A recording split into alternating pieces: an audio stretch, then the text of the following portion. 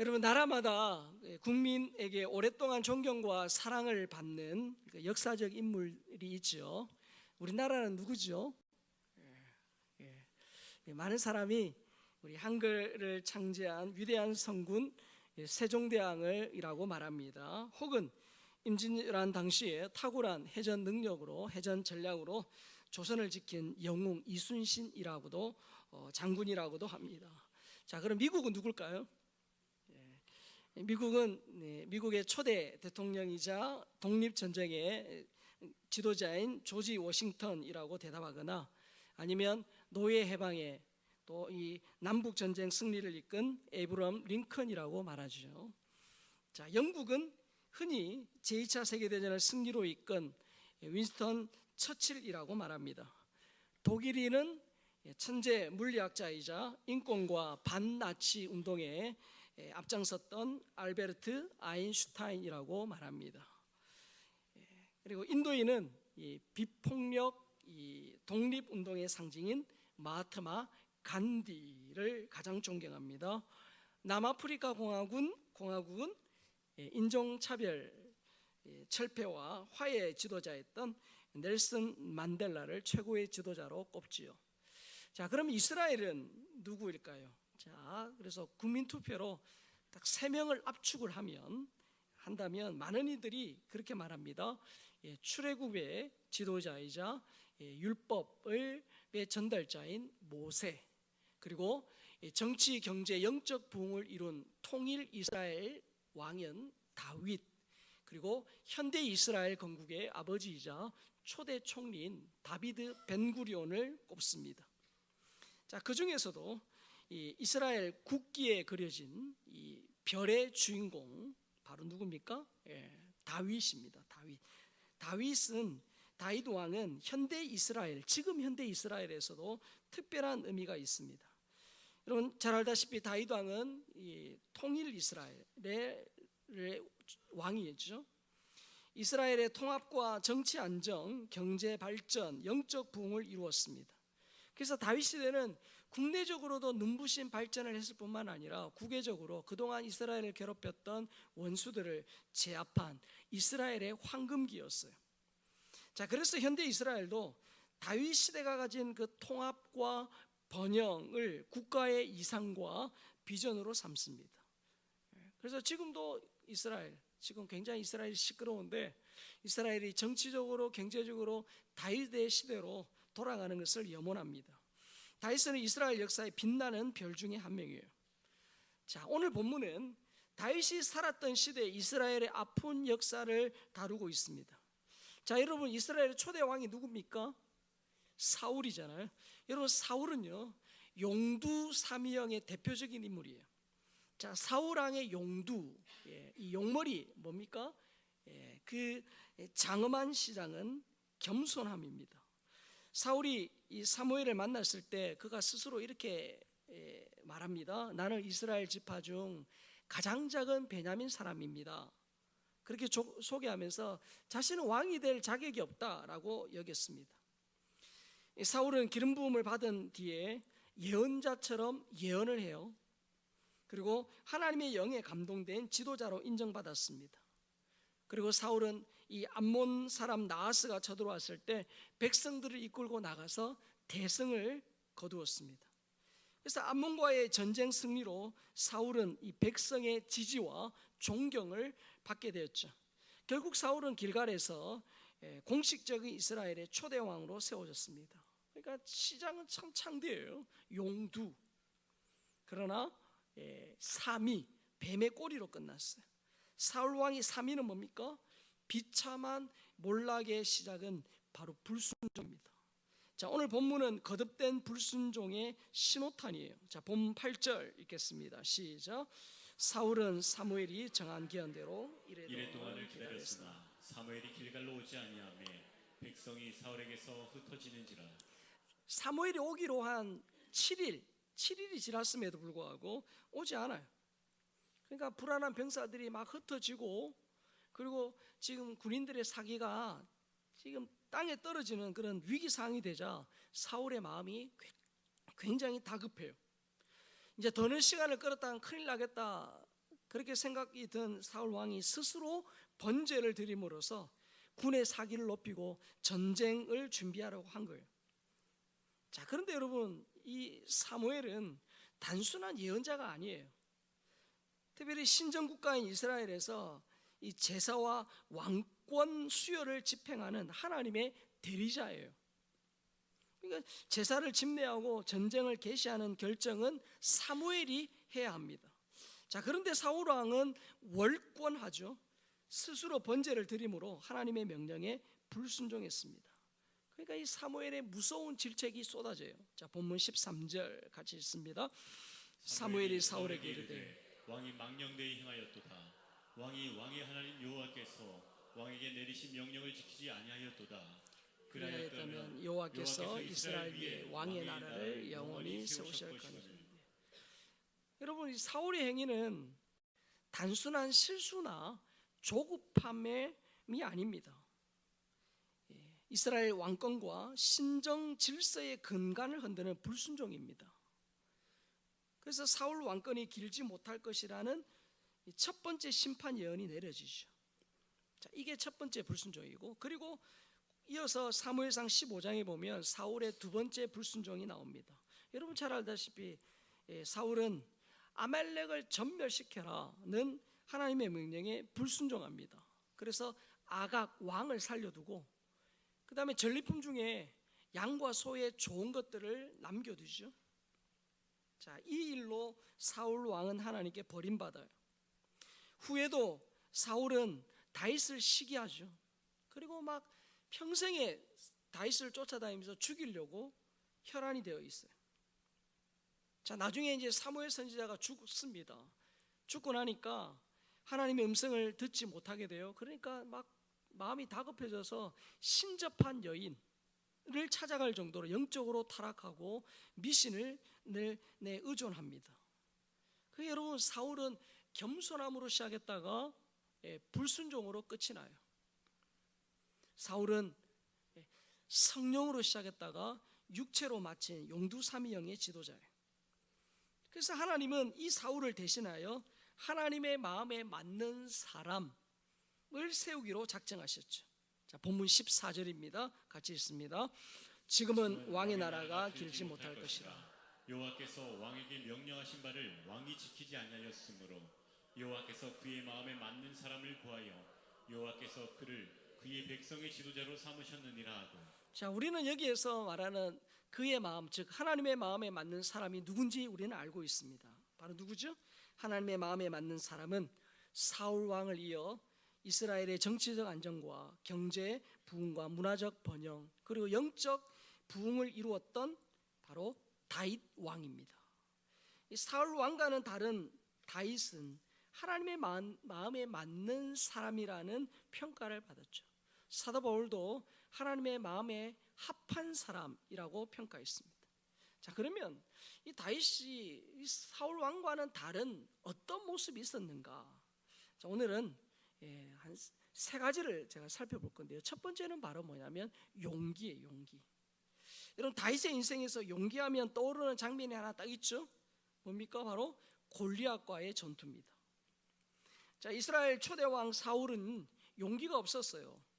왜냐? 사울 왕은 3m라는, 거짓말 조금 보태면 저 위에 제가 하나 더 있는 거잖아요, 맞죠? 그러니까 이 골리앗의 키에 압도를 당한 겁니다.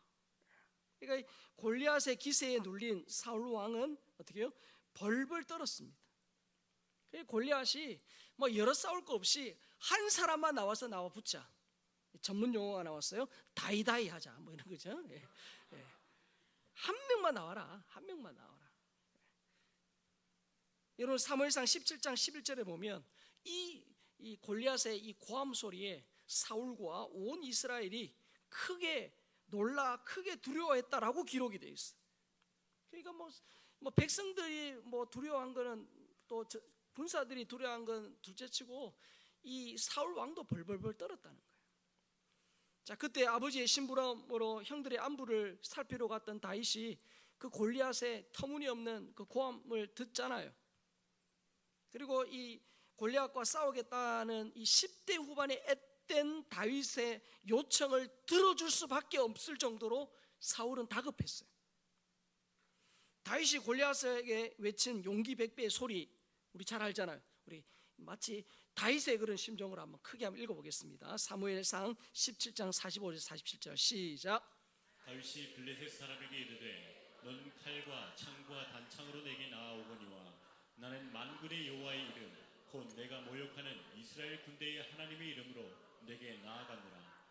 오늘 여호와께서 너를 내 손에 넘기시리니 내가 너를 쳐서 내 목을 베고 블레셋 군대의 시체를 오늘 공중의 새와 땅의 들짐승에게 주어 온 땅으로 이스라엘에 하나님이 계신 줄을 알게 하겠고 또 여호와의 구원하심이 칼과 창이 있지 아니함을 이 무리에게 알게 하리라.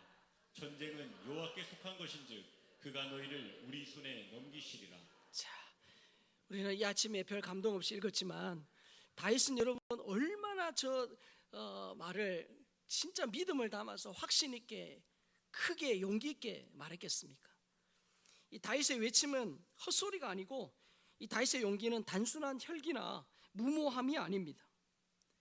이 다윗의 용기는 어릴 때부터 경험한 그런 하나님의 도우심에 대한 확신에서 나왔죠. 그가 실제로 양치기로서 양을 칠 때 그 사자와 곰으로부터 그 양들을 지킬 때 함께 하셨던 하나님에 대한 믿음의 확신. 다윗은 3m의 골리앗이 아니라 이스라엘 군대의 하나님을 보았죠. 다윗은 아마 이렇게 생각했을 거예요. 덩치가 크니까 맞추기도 더 쉽다. 그렇게 생각했을 거예요. 골리앗은 크지만 하나님은 더 크신 분이다 라는 믿음이 있었다는 거예요. 다윗의 용기는 하나님의 이름이 이방인에게 모욕당하는 것에 대한 의로운 분노예요. 의로운 분노. 다윗의 용기는 전쟁은 무기, 전략, 전술, 쪽수 이게 아니고 어떻게요? 전쟁은 누구에게? 하나님께 속한 것이라는 그런 믿음의 선언입니다. 그래서 여러분 잠언 29장 25절에 이렇게 이런 말씀이 있잖아요. 같이 읽습니다. 사람을 두려워하면 올무에 걸리게 되거니와 여호와를 의지하는 자는 안전하니라. 여러분 사울 왕이 그렇게 불순종할 수밖에 없었던 이유 중에 하나가 뭐냐면 백성들의 그 눈치를 살핀 거예요. 눈치를 살피면서 사람을 두려워했어요. 그러나 하나님을 전적으로 의지했던 다윗은 이 골리앗과의 전투에서 승리하게 됐죠. 여러분 독일의 동기부여 전문가인 위르겐 휠러는 그가 쓴 책 성공의 조건에서 두려움의 상대성을 말해요. 두려움의 상대성. 자, 이게 뭐냐면 예를 들면 이런 겁니다. 늑대를 만났을 때를 비유한 거예요. 자, 여러분들이 깊은 산속을 혼자서 지금 걸어가는데 저 50m 앞에 사나운 늑대가 앞에 있는 거예요. 상상해 보세요. 설교를 상상을 하면서 한번 들어보세요. 자, 그러면 여러분 어떻게 하겠어요? 가슴이 덜컥 내려앉을 거 아니에요. 여러분 산에서 멧돼지만 만나도 막 장난 아닌데. 자, 그래서 이 가슴이 덜컥 내려앉으면서 이제 죽었다. 어떡하냐? 막 지금 그 짧은 시간에 어떻게 해야 되냐? 막 지금 머리가 팽팽팽 돌아가요. 자, 그때의 그 두려움을 1부터 10으로 했을 때 가장 큰 10이라고 해봅시다. 그때 두려움을 10이라고 했어요. 자, 그러면 그때 만약에 내 손에 지금 어떻게 해요? 손에 칼이나 총이 있어요. 그러면 어떻게 해요? 10보다는 좀 적어지겠죠. 9 정도 된다고 치자. 그리고 한 손에 또 어떻게 해요? 늑대가 싫어하는 횃불이 들려있다. 7, 8 정도로 내려가겠죠. 자, 거기다가 내 옆에 지금 몇 사람이 칼 들고 횃불 들고 있는 몇 사람이 옆에 있다. 그러면 5, 6으로 떨어질 거예요. 거기다 내가 지금 총을 가지고 있다. 그러면 4 정도로 떨어지겠죠. 자, 거기다가 내가 언제든지 타고 도망갈 수 있는 자동차가 있다. 그러면 어떻게 해요? 3으로 떨어지겠죠. 아예 내가 지금 차 안에서 지금 늑대를 보고 있어요. 늑대가 아무리 쫓아와도 어떻게 해요? 차 안에 있으니 안전하잖아요. 자, 그때 상황. 아예 이번에는 내 옆에 중무장한 수십 명의 군인이 옆에 있어요. 자, 그러면 여러분 두려울까요? 안 두려울까요? 너 오늘 죽어봐라. 오늘 그렇죠? 아예 사냥을 할 생각을 할 겁니다. 여러분, 이 무슨 말이에요? 맞닥뜨린 문제는 같아도 그것을 대하는 사람의 마음, 자세에 따라서 두려움은 이렇게 상대적으로 클 수도 있고 작을 수도 있다라는 얘기예요. 여러분, 용기가 뭡니까? 두려움을 극복하고 일을 해내는 당찬 기운을 뜻해요. 그래서 여러분, 우리 성도들에게도 수많은 고난과 그런 문제가 오죠. 어려움이 있어요. 근데 그게 진짜 핵심이 아니에요. 진짜 문제는 뭐냐? 그 문제와 어려움 앞에 하나님 아버지신 하나님이 나와 함께 하신다는 믿음이 있느냐 없느냐. 늑대가 아무리 있어도 내 옆에 중무장한 군인들이 수십 명 있다고 하면 든든해요. 아무 문제 없어요. 마찬가지예요. 우리를 가장 잘 아시는 아버지 하나님이 지금 나와 함께 하신다는 믿음이 있으면 세상의 어떤 그런 문제들, 그 세상과 맞짱떠서 이길 수 있는 용기가 우리에게 생기는 거예요. 그래서 진짜 문제는 하나님이 우리와 함께 하시는가, 그리고 그 하나님의 함께 하심에 대한 믿음이 있는가라는 거죠. 자, 용기. 자, 사울왕과 달랐던 하나님의 마음에 맞는 다윗의 모습 두 번째는 뭐냐면 지혜예요, 지혜. 여러분, 사울의 지혜가 인간적인 계산과 사람의 평가에서 나왔다면 다윗의 지혜는 어떻게 해요? 하나님을 경외하는 마음에서 왔어요. 그리고 사울의 위기 대처 방법은 뭡니까? 조급함과 자기중심적인 판단이에요. 그러나 다윗은 어떻게 문제를 대처합니까? 하나님께 묻고 기다리죠. 그리고 사울은 사람들과의 관계에서 시기와 질투로 감정적인 대응을 했다면 다윗은 어떠합니까? 인내와 용서에 신중한 대처를 했어요. 그리고 사울은 하나님의 뜻에 둔감했어요. 그러나 다윗은 하나님의 뜻에 민감했습니다. 여러분, 사울은 세속적 지혜의 사람이에요. 사울의 지혜는 백성을 두려워하는 인간 중심적인 지혜예요. 사무엘상 15장 24절 같이 봅니다. 사울이 사무엘에게 이르되 내가 범죄하였나이다. 내가 여호와의 명령과 당신의 말씀을 어긴 것은 내가 백성을 두려워하여 그들의 말을 청종하였음이니이다. 그러니까 사울은 철저히 백성 인간 중심적이에요. 하지만 다윗은 달랐어요. 사무엘상 18장 14절입니다.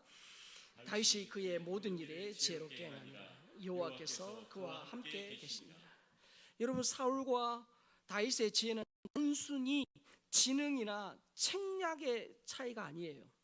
하나님의 관계에서 오는 지혜의 차이예요. 다윗의 지혜는 하나님과 연결된 지혜예요. 연결된 지혜. 다윗은 위기와 선택의 순간마다 하나님께 어떻게 해요? 묻고 하나님의 그 응답을 기다렸습니다. 사무엘상 23장 1절 2절에 보면 이렇게 돼 있잖아요. 시작. 사람들이 다윗에게 전하여 이르되 보소서 블레셋 사람이 그 일날을 쳐서 그 타작마당을 탈취하더이다 하니 이에 다윗이 여호와께 묻자와 이르되 내가 가서 이 블레셋 사람들을 치리이까. 왕을 죽일 기회가 있었어요. 그냥 자기 손 아니고 그냥 부하에게 눈짓만 한번 하면 부하가 알아서 사울왕 제거할 수 있는 상황을 두 번이나 맞닥뜨려요. 그러나 다윗은 사사로운 복수의 감정에 휘둘리지 않았어요. 왜죠? 하나님의 기름 부음 받은 자를 내가 어떻게 함부로 하겠느냐라는 하나님과의 관계에서 생각을 했어요. 사울왕을 살려주었지. 다윗에게는 하나님의 때를 기다리는 그런 지혜와 여유가 있었어요. 즉각적인 감정 대신에 하나님께 심판을 맡기는 신중한 지혜가 있었다는 거예요. 그래서 이 다윗의 지혜는 어떻게 해요? 하나님으로부터 왔어요. 자, 여러분, 우리나라에 산을 보면 소나무가 많아요. 그리고 참나무가 가장 많아요. 자, 여러분, 소나무 하면 1년 내내 푸른 빛을 내뿜는 그런 상록수 아닙니까? 그래서 우리가 산에 가면 눈이 굉장히 맑은 게 그런 푸른 그 빛 때문에 아닙니까? 소나무가 산에 많은 이유는 뭐냐면 그동안 식물이나 그럴 때 소나무를 많이 심었기 때문이에요. 자, 그런데 여러분, 도토리나무 혹은 상수리나무라고 불리는 참나무는 누가 심지도 않았는데 우리나라뿐만 아니라 전 세계적으로 굉장히 많습니다. 여러분, 이유가 있어요. 누가 심지도 않았는데 그렇게 많은 이유가 뭐냐? 여러분, 참나무는 잘 알다시피 도토리 열매를 맺잖아요. 그래서 오늘도 우리 여기 오고서 열심히 우리 바자회 준비했는데 도토리로 묵도 만들었어요. 지금 묵도 있더라고 보니까. 여러분, 도토리로 묵 만들잖아요. 여러분, 묵이라는 이 자연 먹거리를 주는데, 이 묵은 인체 내에 축적된 그런 중금속을 이렇게 해독하는 성분이 있잖아요. 그래서 건강식이잖아요. 뿐만 아니라 참나무 참숯을 만드는 재료가 되고, 또 표고버섯 등을 그렇게 생산하는 데 필수적이에요. 뿐만 아니라 도토리 열매는 정말 겨우내 우리 동물들이 살아갈 수 있는 그런 소중한 먹이가 됩니다. 그래서 이 가을에 참나무에서 도토리가 많이 열리잖아요. 그러면 이 도토리 대표적인 게 다람쥐의 먹이 아닙니까? 여러분, 이 다람쥐가 가을 동안 이 도토리를 열심히 모아요. 그래가지고 모아가지고 이제 겨울 양식으로 저장을 해요. 그러니까 이 다람쥐가 이 나무 저 나무 다니면서 도토리를 주워다가 나름대로 어떻게 숨기는 거예요. 여기저기다가 이제 땅 속에다가 숨겨요. 자, 그런데 이 다람쥐가 숨긴 도토리의 95% 이상은 못 찾아요. 왜냐? 다람쥐가 건망증이 심해요. 그러니까 여러분, 하나님이 얼마나 지혜로운지 몰라요. 다람쥐의 그 건망증을 통해서 자연을 풍성하게, 그러니까 깊은 선 속에도 참나무가 있는 것이 다람쥐가 열심히 가서 숨겼는데 못 찾은 거예요. 그러니까 하나님의 지혜가 얼마나 놀라운지 몰라요. 그러니까 여러분, 진짜 우리 자녀들, 진짜 그리고 뭔가 창의적인 일들을 할 때 누구와의 관계? 하나님과의 관계에서 그 지혜, 세상 사람들은 따라올 수 없는 지혜를 허락하신다는 거예요. 그러니까 이 다윗이 하나님과의 관계에서 오는 이 지혜가 있었다는 거예요. 사울왕과 달랐던 하나님의 마음에 맞는 다윗의 모습 세 번째는 뭐냐면 은혜예요. 은혜. 여러분, 다윗이 예전이나 지금이나 이스라엘 사람들에게 성군으로 불리는 이유는 이 은혜라는 단어로 설명이 가능합니다. 근데 여러분, 사실 다윗은 하나님의 마음에 맞는 사람이라는 참 그런 대단한 평가를 받았지만, 한편으로 생각해 보면 권력형 비리를 저지른 중대한 죄인이에요. 한번 생각해 보세요. 다윗이 어느 날 왕궁 옥상에 거닐다가, 왕궁은 높은 데 있고 옥상이니까 아래가 다 보이잖아요. 그때 목욕하는 이 밧세바라는 여인을 보게 된 거예요. 아이고, 안 본 눈 삽니다 이래야 되는데 어떻게 합니까? 또 보고 어떻게 해요? 마음이 어떻게 해요? 욕심이 생긴 거예요. 누구냐 알아보게 했습니다. 그랬더니 우리아의 충성스러운 장군의 아내예요. 그러면 어떻게 해요? 사람 보내가지고 볼 수도 있으니 조심하라. 그렇게 하고 지나가야 되는데 어떻게 합니까? 이 밧세바를 부릅니다. 그리고 동침을 하죠. 밧세바가 임신을 하자 어떻게 해요?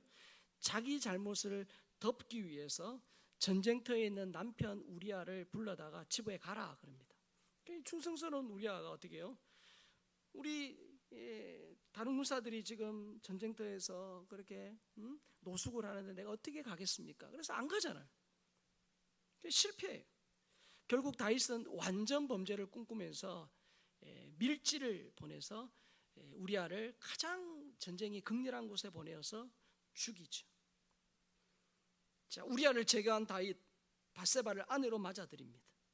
자, 여러분, 다윗은 권력을 남용하고 성폭력을 행사했으며 살인을 지시하고 사건을 조작하고 은폐하려 했어요. 그러니까 자신이 가지고 있던 권력을 통해서 어마어마한 죄를 지었어요. 십계명을 다 어겼다 해도 과언이 아니에요. 하나님도 다윗이 행한 일이 악하다고 평가하시고 그의 죄를 가볍게 보지 않으셨습니다. 자, 여기까지는 날아가는 새도 떨어뜨리는 권력을 가진 왕들이 흠이 범할 수 있는 죄예요.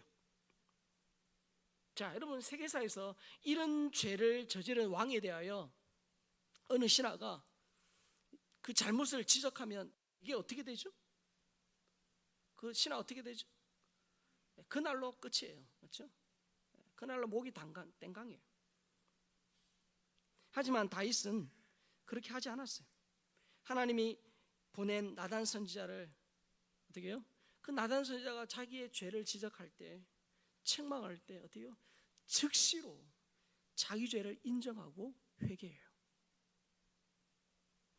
여러분, 누구나 실수하고 죄를 지을 수 있으나 그 이후에 이 다윗의 모습을 보세요. 시편 51편은 다윗이 밧세바와의 사건 이후에 나단 선지자의 책망을 받은 이후 깊은 회개 시예요. 다윗은 하나님의 은혜의 긍휼에 의지하여 은혜를 간구합니다. 시편 51편 1절 2절입니다. 하나님이여 주의 인자를 따라 내게 은혜를 베푸시며 주의 많은 긍휼을 따라 내 죄악을 지워 주소서. 나의 죄악을 맡겹게 씻으시며 나의 죄를 깨끗이 세하소서. 여러분, 하나님 말씀에 불순종했던 사울 왕은 사무엘이 와서 죄를 지적할 때 어떻게 했죠? 백성 탓을 해요. 백성 탓을 해요. 핑계를 대죠. 하지만 다윗은 자신의 공로를 앞세우거나 변명하지 않아요.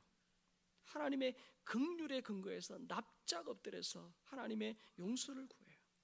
자신의 죄를 인정합니다. 내가 그런 죄를 지었습니다. 지적으로 인정하고 가슴으로 아파하고, 그리고 나서 어떻게 해요? 의지적으로 그 죄에서 떠나려고 몸부림을 쳤어요. 그래서 다윗이 이 밧세바 사건 외에는 평생에 하나님 앞에 믿음의 길을 걸어가요. 그래서 나중에 그가 노년에 거의 이제 죽을 때가 되었을 때도 아비삭이라는 동정녀를 그렇게 구해서 함께 이렇게 그 보필하게 할 때 거부해요. 그러니까 그가 얼마 하나님 앞에 그의 죄를 지적받았을 때 하나님 앞에 철저하게 회개했는지를 알 수가 있어요. 성경은 하나님의 사람도 얼마든지 실수하고 어떻게 해요? 넘어질 수 있다라고 말해요. 성경은 인간 영웅을 미워하지 않아요. 대단한 업적을 이루고 탁월한 실력과 고상한 인격을 가졌을지라도 하나님께서 붙들어 주시지 않으면 교만하여 넘어질 수 있는 존재가 바로 누구다? 인간이다 라는 걸 보여줍니다. 그래서 여러분, 성도는 하나님의 은혜, 그 은혜 없이는 살 수 없는 존재예요. 하나님의 은혜에 의지하여 언제든지 자신의 그 약함과 악함을 하나님께 아뢰고 은혜를 구할 수 있음이 축복입니다. 그래서 다윗이 사울과 달랐던 그것은 뭡니까? 그가 지었던 죄 앞에서 하나님의 용서를 구하고 은혜를 구했던 이 모습입니다. 그래서 하나님은 은혜 구하는 자에게 은혜를 베풀어 주세요. 여러분, 18세기 노예 무역상이었다가 목사이자 찬송가 작가가 된 존 뉴턴이 있어요. 노년에 많은 편지를 썼어요. 그 중에 한 편지에서 그는 이렇게 고백해요. 자신이 60년 동안 자신 안에 있는 내적 그 악함, 그 죄성 있잖아요. 그것을 위해서 그 내적인 악함에서 구해달라고 기도했다고 편지에 썼어요. 자, 그럼에도 불구하고 80세가 넘은 지금도 그 내면에, 자신의 내면에 악이 존재한다라고 고백합니다. 이 편지에서 존 뉴턴은 목사인 친구에게 하나님이 왜 이 기도에 응답해 주시 않는지 이해할 수 없다라고 썼어요.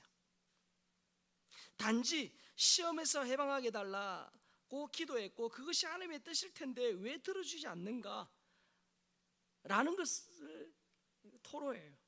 근데 그가 나중에 하나님이 깨닫게 하신 바를 다시금 말하게 됩니다. 그건 뭐냐? 노인이 되어서 그동안 60년 이상 기도했음에도 불구하고 하나님이 여전히 자신 속에 있는 죄성, 악함, 그것이 사라지지 않는 그 문제. 그래서 진짜 하나님 앞에 믿음으로 죄와 결별하고 정말 믿음으로 살고 싶은데 내 안에서 불쑥불쑥 튀어나오는 악함, 이 죄성, 이 문제를 통해서 자신이 하나님의 은혜가 얼마나 절실히 필요한 존재인가 하는 것을 깨닫게 되었다라고 고백한 거예요. 그래서 자신에게 그 은혜가 있으므로 어려운 사람들을 더 잘 도울 수 있었다라고 말하고 있습니다. 여러분, 우리도 다르지 않아요. 여러분, 누가 성숙한 그런 신앙인입니까? 뭐 도덕적으로 완벽하고 교회를 열심히 하고 주의 일에 최선을 다하는 것, 물론 신앙의 성숙의 한 모습이기도 합니다. 그러나 자신이 하나님의 은혜와 도우심이 없으면 아무것도 아니라는 존재, 하나님이 은혜를 베풀어 주시고 하나님이 붙들어 주시고 하나님이 인도해 주시지 않으면 아무것도 아니라는 그 사실을 깊이 깨달은 사람.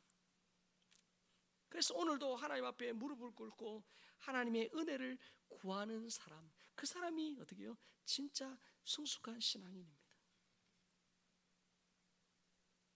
그래서 우리가 신앙의 연수가 늘어가면 늘어갈수록 하나님의 은혜를 사모하고 하나님의 도우심이 없으면 아무것도 아니라는 사실을 깊이 인식하는 것, 그것이 깨달아지는 게 은혜입니다. 여러분, 사울왕과 달랐던 하나님의 마음에 맞는 다윗의 모습은 세 가지입니다. 용기와 지혜와 은혜입니다. 여러분, 용기와 지혜와 은혜, 이거는요 나에게도 필요하고 우리 자녀에게도 필요하고 어떻게 해요? 우리 위정자들에게도 필요해요. 여러 가지 삶의 문제로 힘들 때 하나님께 용기와 지혜와 은혜를 간구하십시다. 하나님께서 때에 맞는 용기와 지혜와 은혜를 주실 줄을 믿습니다. 이번 한 주간도 하나님 주시는 용기, 지혜, 은혜로 우리의 삶에 여전한 문제가 있다 할지라도 믿음으로 승리하는 또 저와 여러분 될 수 있기를 주님의 이름으로 축복합니다.